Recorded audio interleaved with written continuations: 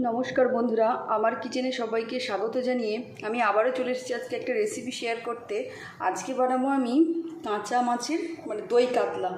এখানে তার জন্য নিয়েছি মাছ, এখানে আছে পেঁয়াজ কুচি, এখানে আছে ধনেপাতা কুচি, টমেটো কুচি আর লঙ্কা কুচি, এখানে আছে আদা রসুন বাটা আর একটু টক দই। এখন আমি মাছের মধ্যে একটু লবণ আর নুন দিয়ে নুন আর হলুদ দিয়ে একটু মাখিয়ে নেব। দিয়ে দিলাম লবণ, দিয়ে দিচ্ছি হলুদ গুঁড়ো। এগুলো দিয়ে আমি মাছের মধ্যে ভালো করে মাখিয়ে নেব।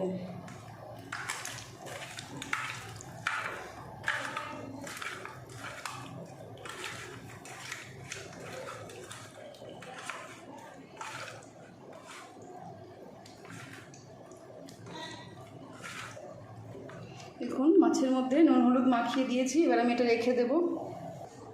এখানে আমি ফ্রাই প্যান বসিয়ে দিয়েছি, দিয়ে দেব তেল।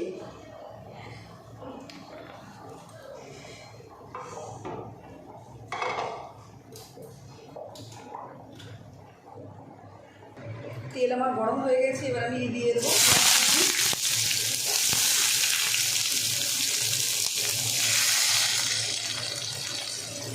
পেঁয়াজগুলো। দিয়ে আমি একটু ভালো করে ভেজে নেব।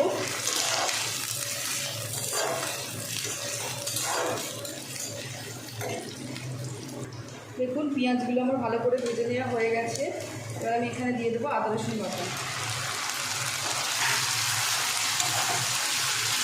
এই আদা রসুনটি দিয়ে আমি আরও কিছুক্ষণ কষিয়ে নেব। এবার আমি এর মধ্যে দিয়ে দেবো টমেটো কুচি,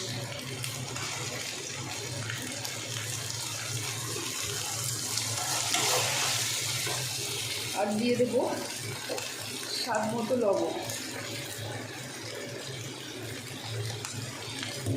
এবার এই টমেটোগুলোকে ভালো করে আদা রসুনের সঙ্গে আমি একটু কষিয়ে দেবো। এবার আমি এখানে দিয়ে দেবো একটু হলুদ গুঁড়ো, দিয়ে দেবো একটু জিরে গুঁড়ো, ঝালের জন্য একটু দেবো লঙ্কার গুঁড়ো, আর একটু কালার করার জন্য দিয়ে দেবো কাশ্মীরি রেড চিলি পাউডার। এবার এগুলো একসাথে আমি আর একটু জল দিয়ে কষিয়ে নেব। সামান্য একটু জল দিয়ে দেব, দিয়ে মশলাগুলোকে আরও 2-3 মিনিট মতো একটু কষিয়ে নেব। এবার আমি এখানে দিয়ে দেবো টক দই। টক দইটা আমি ফেটিয়ে নিয়েছি।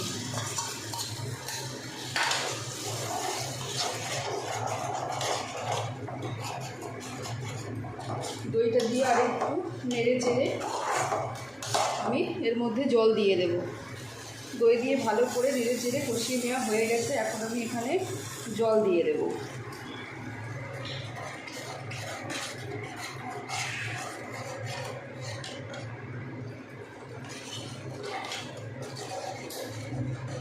এবার আমি এটা চাপা দিয়ে কিছুক্ষণ অপেক্ষা করব, যতক্ষণ না বলক আসে।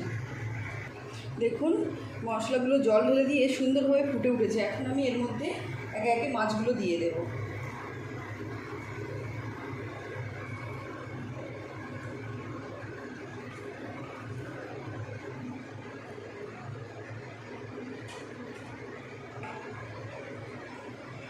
মাছগুলো দিয়ে দিয়েছি, এখন আমি এটা আরও 5 মিনিট মতো ফুটিয়ে নেব। দেখুন মাছের ঝালটি একদম আমার রেডি। আমি উপর থেকে কয়েকটা চেরা কাঁচা লঙ্কা দিয়ে দেব, আর দিয়ে দেব ধনেপাতা কুচি।